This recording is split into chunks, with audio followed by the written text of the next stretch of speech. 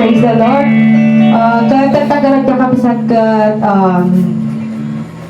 tunang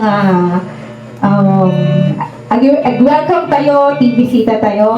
Ayaw ni Mami Susana Toralba. Tisama po para po. Welcome po namin kayo.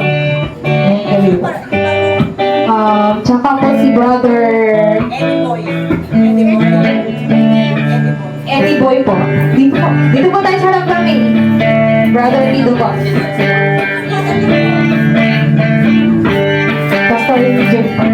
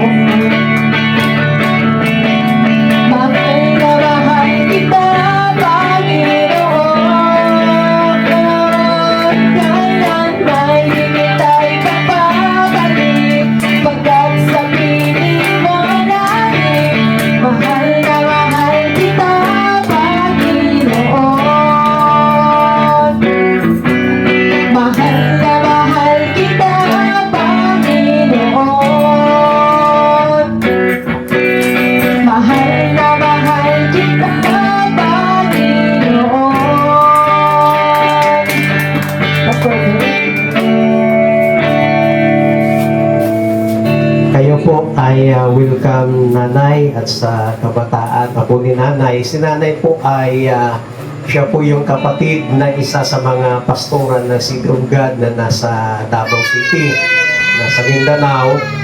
Matagal na sinabi sa akin ng kapatid niya na pasyalan at magka-chat din po kami ni nanay, di ba? Friend ko po siya sa Facebook. Ngayon, nag-comment siya yung post ko nung nakaraan, nung isang araw ata, tinatanong niya kung saan dito sa Balingkanaway. So nabasa ko, na-replyan ni Pastor Alota, nahuli lang akong nag-reply kasi yung aking katawan ay mahinang-mahina. Kaya late na nung na-replyan ko siya. Nagulat kami, dumating kami dito kanina, nauna pa sa amin.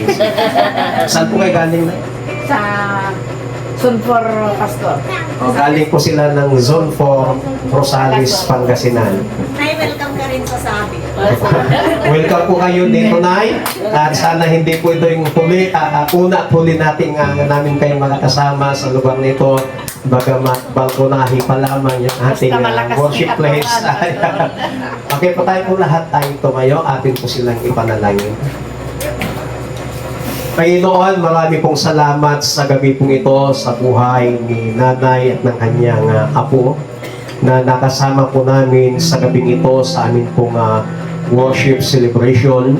Ang aming panalangin, Panginoon, patuloy po kayong kumilos sa kanila pong buhay, patuloy niyo po silang gabayan, patuloy niyo po silang ingatan, at patuloy niyo pong pagkalooban o ipagkaloob ang lahat ng kanilang pangangailangan mula po sa financial, sa material at lalo higit ang spiritual na pagpapala.